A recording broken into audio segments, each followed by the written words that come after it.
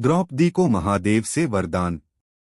बहुत समय पहले की बात है, जब आर्यावर्त की धरती पर धर्म अधर्म तपस्या और वरदानों की लीला चल रही थी।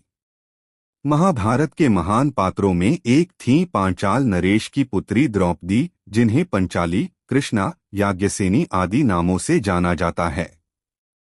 द्रौपदी का जीवन संघर्षों और त्याग से भरा था, लेकिन बहुत कम लोग जानते हैं कि उसके जीवन के पीछे एक बहुत महत्वपूर्ण रहस्य छुपा था: भगवान महादेव से प्राप्त वरदान। बाल्यकाल में द्रौपदी की तपस्या।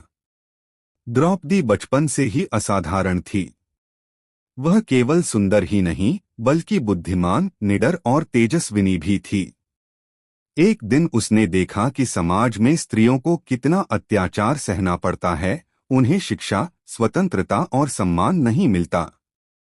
यह देखकर उसके मन में एक संकल्प जगा कि वह ऐसा जीवन जिएगी जिससे समाज की सोच बदले। लेकिन वह जानती थी कि ऐसा सामर्थ्य उसे केवल ईश्वर से ही प्राप्त हो सकता है।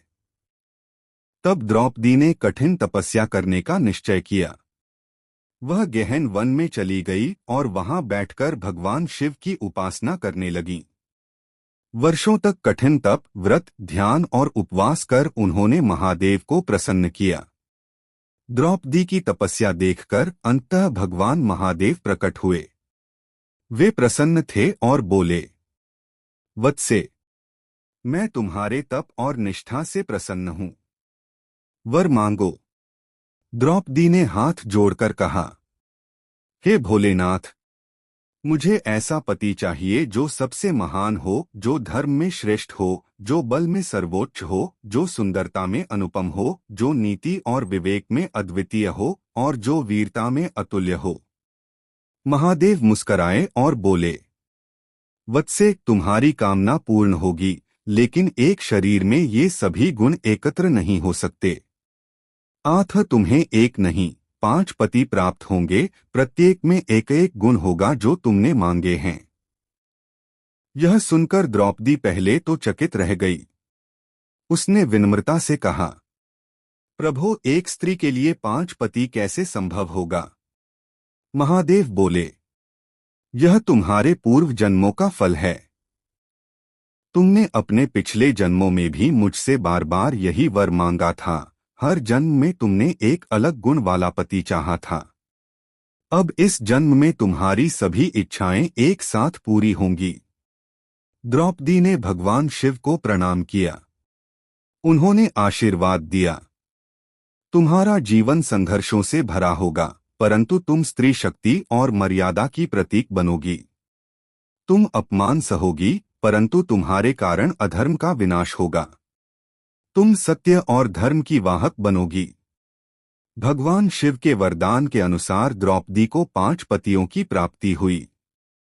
युधिष्ठिर, धर्मराज, न्याय के प्रतीक; भीम, बल में सर्वोच्च, अपार प्रेम करने वाला; अर्जुन, धनुर्विद्या में निपुण, सौंदर्य में अनुपम; नकुल, आकर्षक और घुड़सवारी में दक्ष; सहदेव, बुद्धिमान, तारों और समय के ज्ञाता।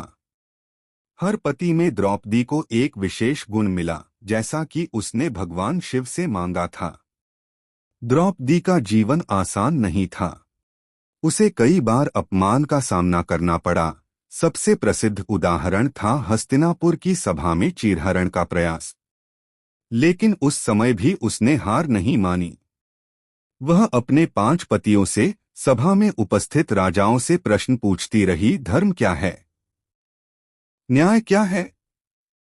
जब कोई उसकी रक्षा नहीं कर पाया, तब उसने पुकारा, हे गोविंद, हे केशव, हे माधव, और तभी भगवान श्री कृष्ण ने उसकी लाज बचाई।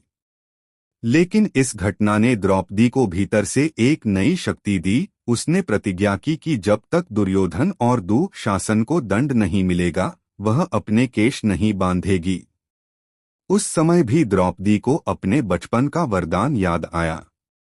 उसे ज्ञात हुआ कि भगवान शिव ने केवल 5 पति नहीं, बल्कि एक अद्वितीय आत्मबल भी उसे दिया है, वह शक्ति जो किसी भी संकट में उसे टूटने नहीं देगी।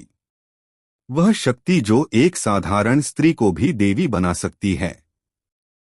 द्रौपदी ने इस शक्ति को अपने भीतर जगाया और महाभारत का युद्ध उसी की प्रेरणा और कारण बना। द्रौपदी केवल पांचाल की राजकुमारी नहीं थी, वह नारी की स्वतंत्रता, आत्मसम्मान और शक्ति की प्रतीक बन गई। भगवान शिव से प्राप्त वरदान ने उसे वह सामर्थ्य दिया जिससे वह पुरुष प्रधान समाज में सबसे बड़ी नायिका बन सकी।